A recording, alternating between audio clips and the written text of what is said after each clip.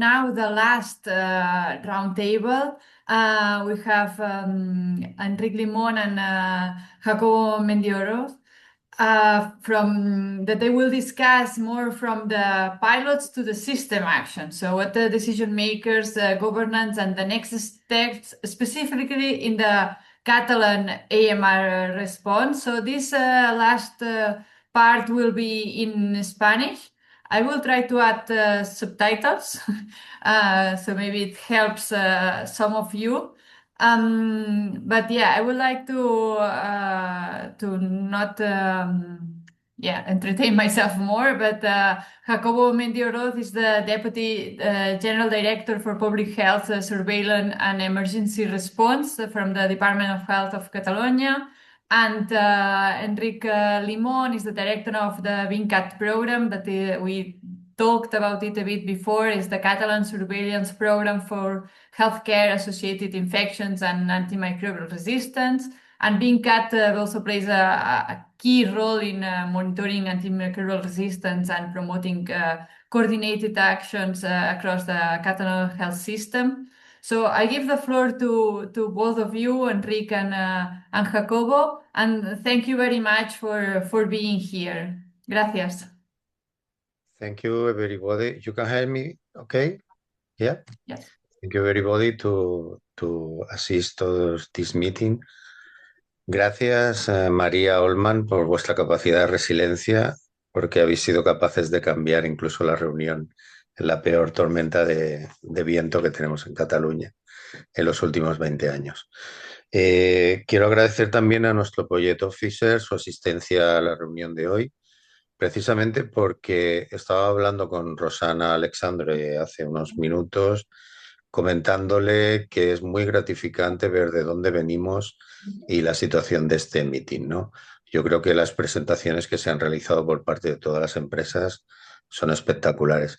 Y quiero hacer incidencia con nuestro Project Officer sobre que recogimos el testigo de esta convocatoria COSME. Esta convocatoria tenía un objetivo muy claro, que era impulsar la industria europea de las pequeñas empresas o medianas empresas en el tema del control de infección y resistencia antimicrobiana. Yo creo que las soluciones que se han presentado a las diferentes licitaciones expresan muy bien que hemos conseguido ese objetivo y que muchas veces se lo explicamos también a las empresas. Esto es solamente el punto de inicio, es decir, esto lo que les tiene que proporcionar es una palanca de acceder a mercados que muchas veces están restringidos. Hemos trabajado mucho con Jacobo sobre cómo podíamos hacer estos 20 minutos para que fueran realmente útiles. Jacobo en estos momentos es una de las personas más influyentes a nivel nacional en el tema de la resistencia antimicrobiana y control de infecciones, no solo por su representación de lo que sería Cataluña, sino porque están tirando adelante todo el sistema de vigilancia en diferentes ámbitos a nivel nacional con la Agencia Nacional de Salud Pública. Gracias, Jacobo, por dedicarnos estos minutos y entre él y yo lo que hemos previsto es estos 20 minutos intercambiarnos algunas preguntas, intentando que sean útiles también para las empresas y que haya esta capacidad de diálogo entre lo que Maricecil nos pidió hace unas semanas en Viena, de que se implicaran los policymakers en este tipo de proyectos.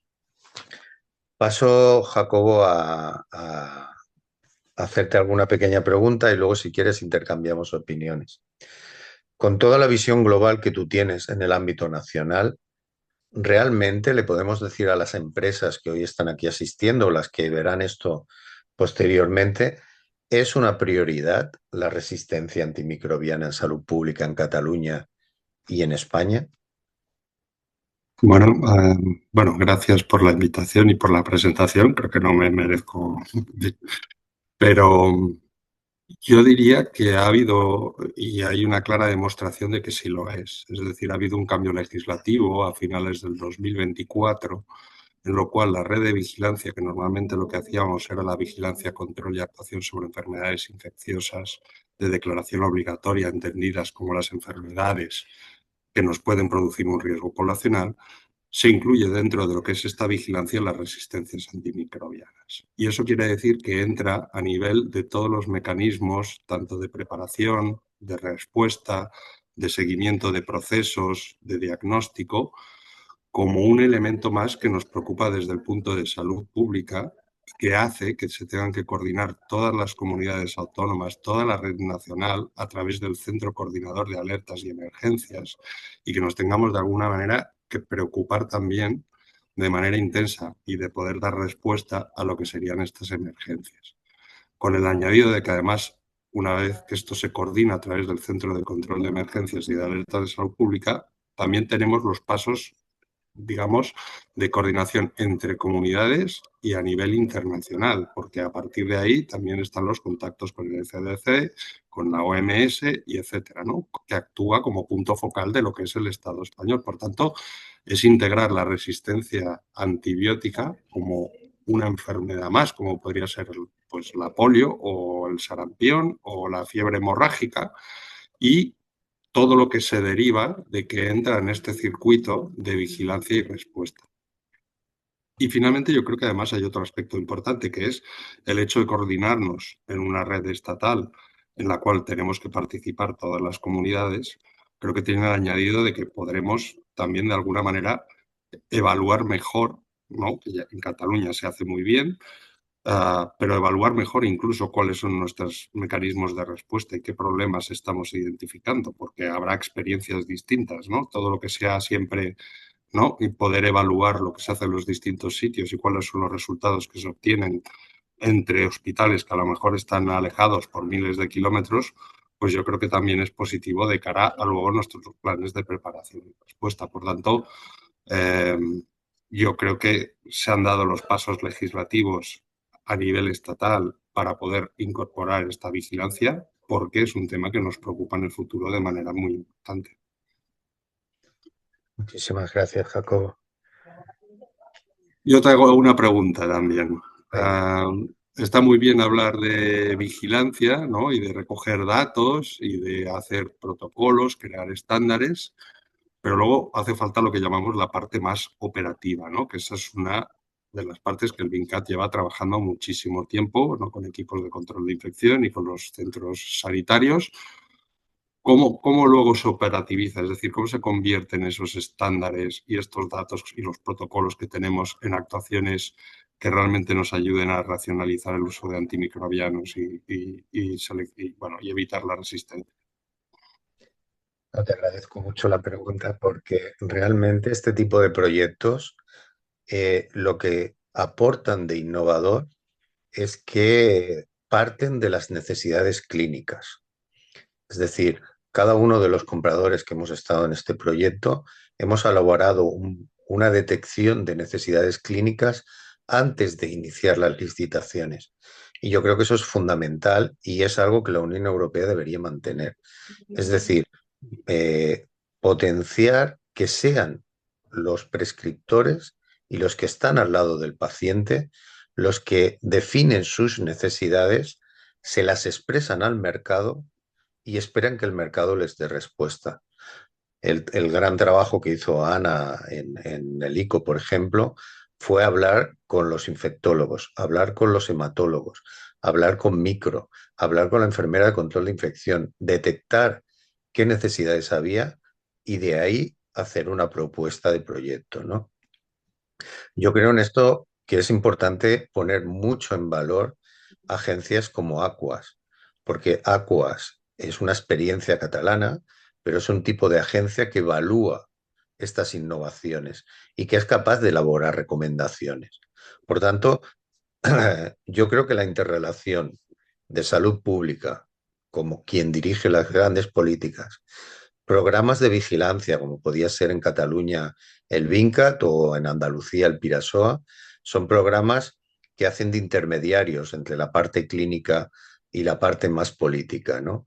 Y después la interrelación con agencias como Aquas o ISMEA en la Unión Europea, lo que hacen es que se interrelacionan todo para que realmente la innovación acabe en el paciente.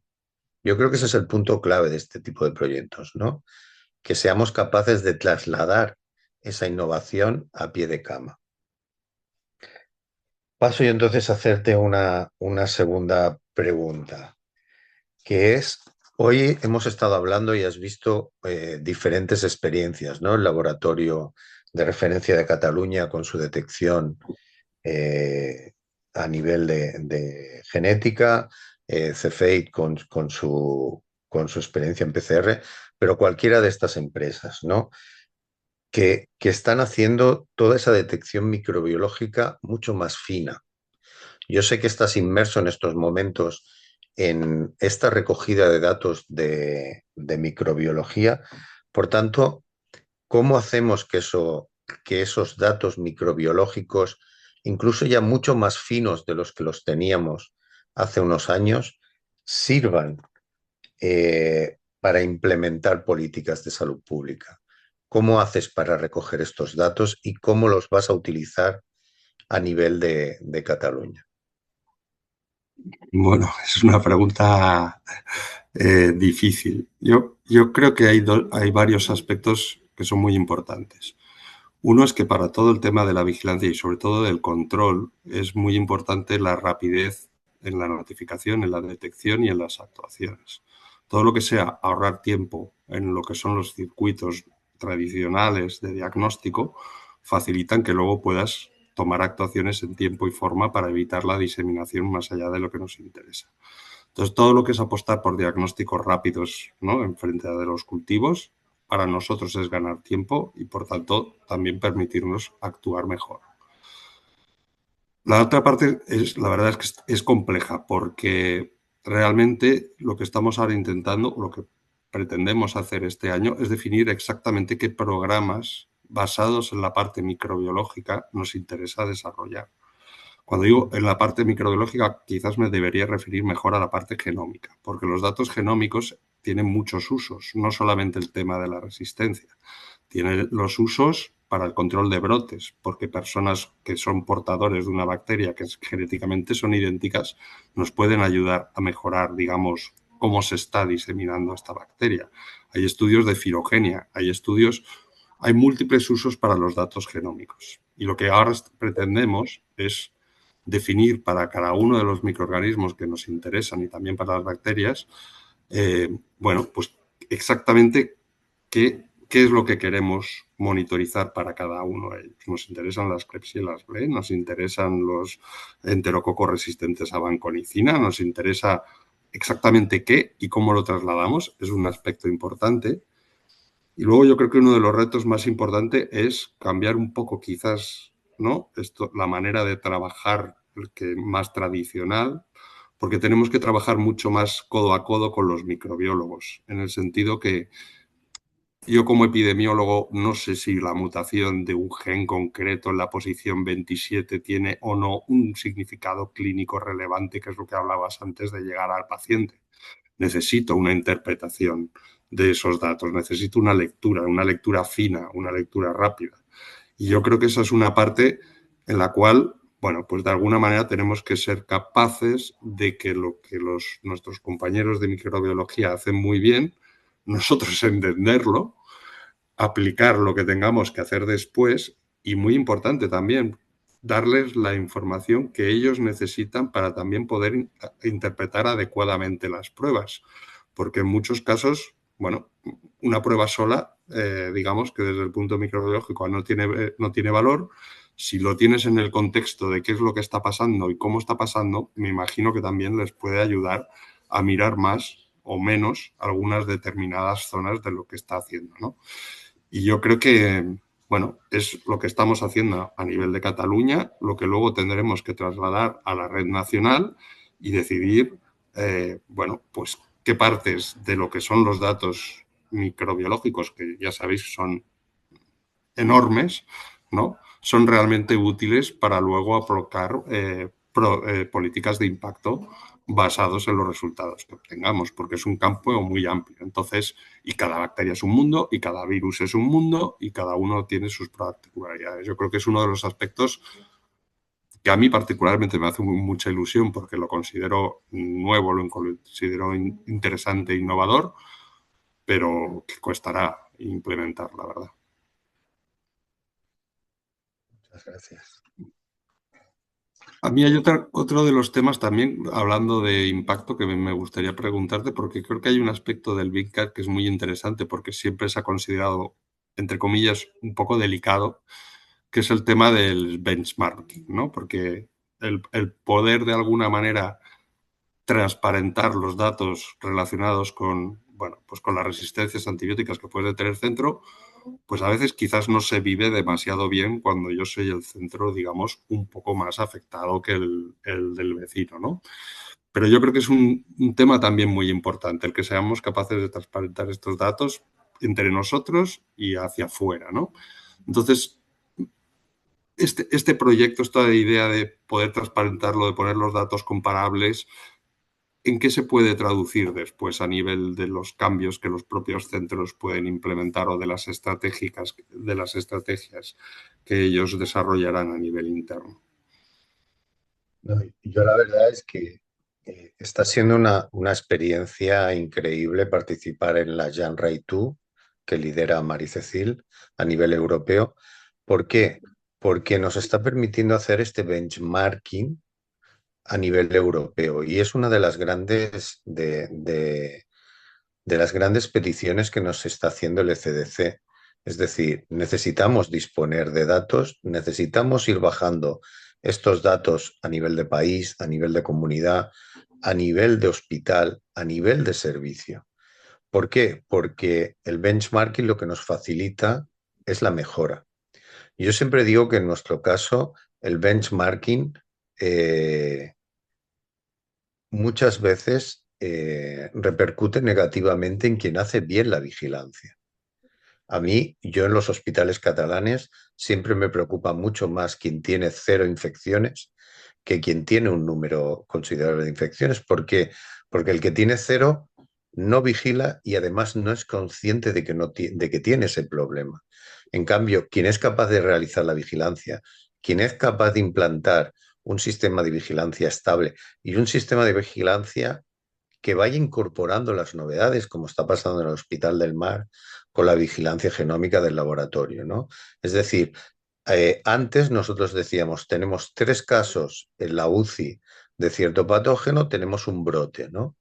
Nos ha demostrado el laboratorio de referencia de Cataluña que posiblemente ese brote no se está dando dentro de esa UCI, sino que cuando tú haces la afiliación de esos microorganismos están viniendo de zonas diferentes del hospital.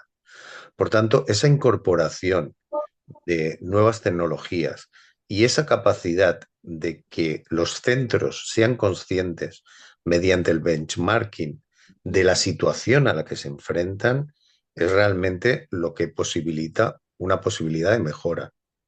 Y eso lo sitúo también a nivel de comunidad autónoma, que como autocrítica diría las dificultades que tenemos de hacer benchmarking a nivel nacional entre diferentes regiones, pero además las dificultades que hay entre los diferentes países europeos para hacer benchmarking entre ellas, ¿no?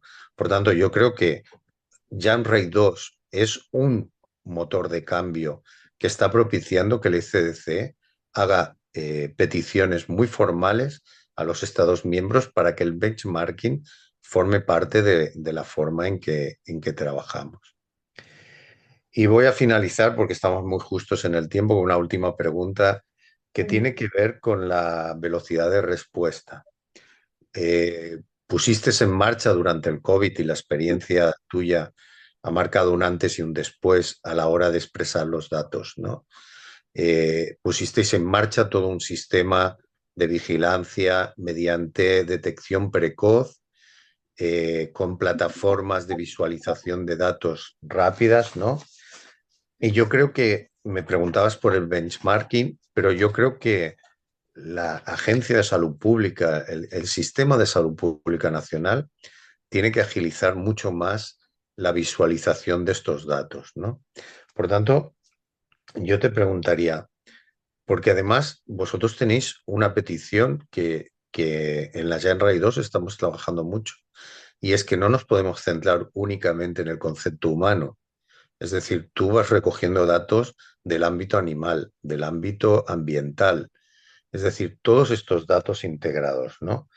Cómo la red RENAVE, y ahora te lo sitúo en el contexto nacional, está coordinando estos ámbitos, la salud animal, y animal incluye no solo ganadería, sino mascotas, ¿no?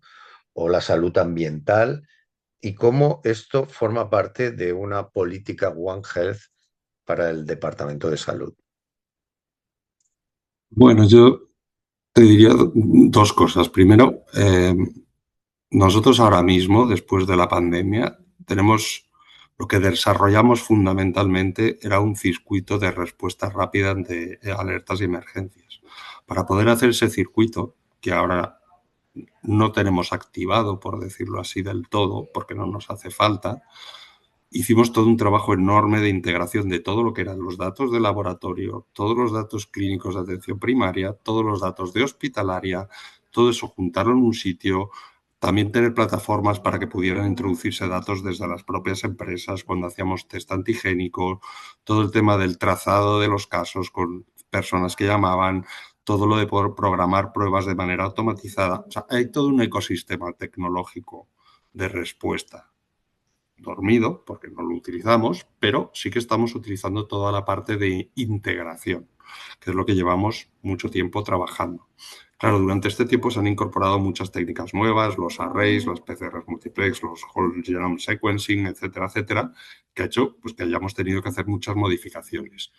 Pero todavía, desgraciadamente, estamos en la fase de integrarlo todo, pero integrarlo bien. Es decir, estamos dentro del propio sistema sanitario, de lo que son los sistemas del CatSalud y de nuestra red nacional, no con sistemas fragmentados con diferentes máquinas, diferentes laboratorios, sino en un punto concreto.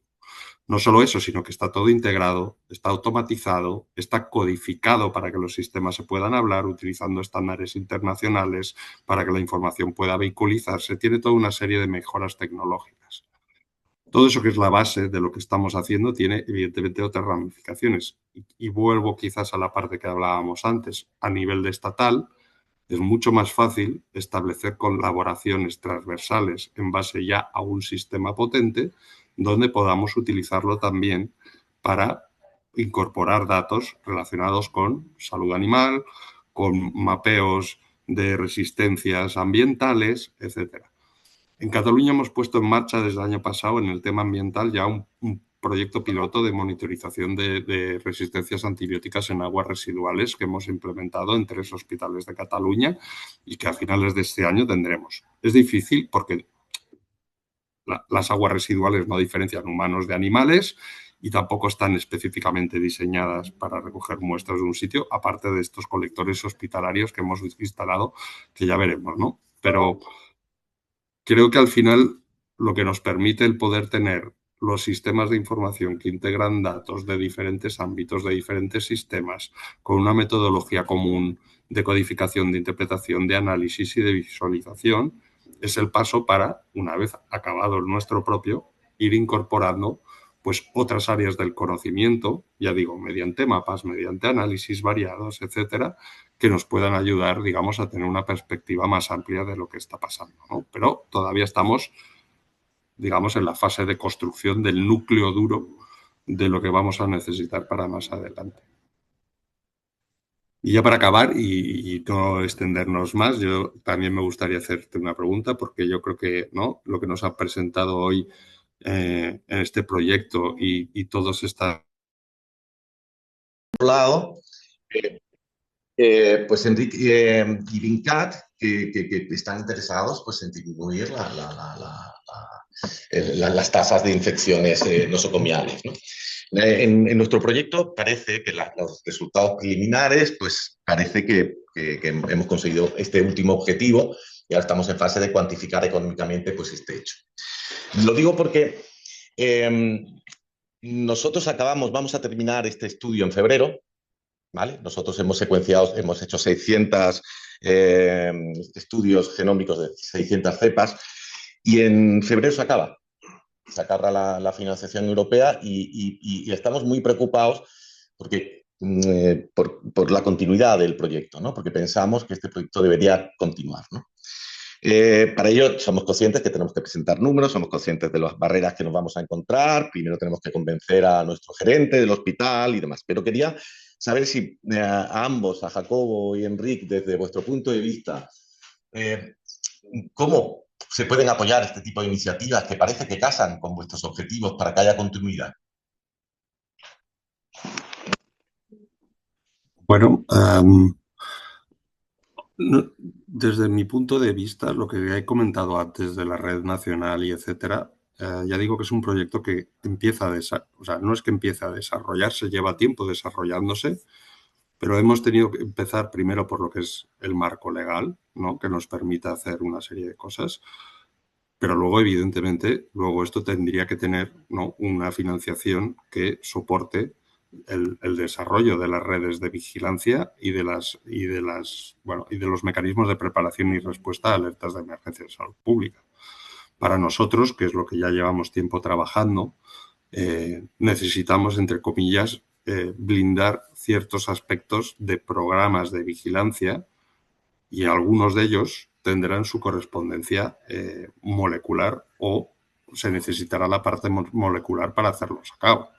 Al final, pues tendrá que ser, digamos, parte de los presupuestos que nosotros dedicamos como vigilancia epidemiológica, igual que los hospitales pues tienen que mantener quirófanos o tienen que mantener, pues nosotros tendremos que mantener una infraestructura que nos permita de alguna manera poder detectar qué es lo que está pasando y darle respuesta. Y en esa fase es cuando tendremos que definir concretamente qué aspectos más moleculares de whole genome sequencing nos interesa mantener de nuestros programas y para qué queremos mantenerlos. Nosotros por lo menos tenemos la política del valor del dato, es decir, no nos interesa el dato por el dato y no nos interesa datos que no aportan valor. Si mediante financiación de cierto número de estudios para unos aspectos concretos y además que nos permitan utilizar ese dato en múltiples fuentes tiene valor, pues es normal que lo financiemos, ¿no? Pero lo que estamos viendo ahora es del amplísimo, digamos, número de secuencias que se pueden hacer para múltiples microorganismos, cuáles nos preocupan más, cuáles consideramos prioritarias, cuáles pensamos que entran dentro del ámbito de vigilar la salud de la población y cuáles, pues a lo mejor son más experimentales, más investigación, más otros ámbitos que no formarían parte, digamos, de las responsabilidades de la administración, que evidentemente no, digamos que no nos oponemos a ello en absoluto, pero no entrarían dentro, ¿no? El ámbito de la investigación es una cosa, el ámbito de cartera de servicios, por decirlo de alguna manera, es otro distinto. Y eso es lo que creo que es importante que se defina, pues eso, probablemente durante este año. Pero sí que es verdad que a nosotros nos interesa las dos cosas, poder tener una infraestructura que en algún momento pueda dar respuesta, que va por otra vía, va por la vía de reservas estratégicas y no de mantener, digamos, unos ciertos mínimos para poder dar respuesta, y otra que es incorporar las innovaciones y los nuevos conocimientos a la vigilancia epidemiológica tradicional. Pero irá a futuro, o sea, no es algo que queda sin financiamiento, es algo que desde el punto de vista administrativo empieza con el cambio de normativa legal, que ya digo que ha sido a finales del 2025 y que ya hemos recibido las primeras partidas de fondos por parte del Estado para empezar a desarrollarlos y evidentemente esto es el inicio, pero irá creciendo según las necesidades que vayamos detectando. Yo me uno a las palabras de Jacobo. Yo aquí reivindico el papel de Aquas y Vincat como entidades que tienen que evaluar qué ha supuesto esta innovación y hacer un informe pertinente al CatSalud, que al final es quien va a comprar estas nuevas tecnologías.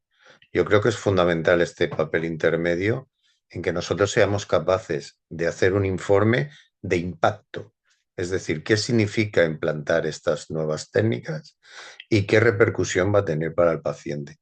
Y una vez el CatSalud tiene este informe, lo tiene que trasladar a la Agencia de Salud Pública para los fondos pertinentes. Pero yo creo que este paso intermedio es clave. Y yo creo que aquí agencias de evaluación como Aquas, yo creo que es fundamental el rol que van a tener en el futuro para ir decidiendo qué y qué no entra en la cartera de servicios.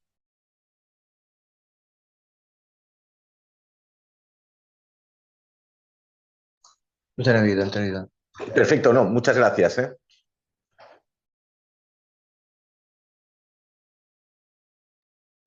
So, no sé si hay alguna otra pregunta o if there is any other question. No.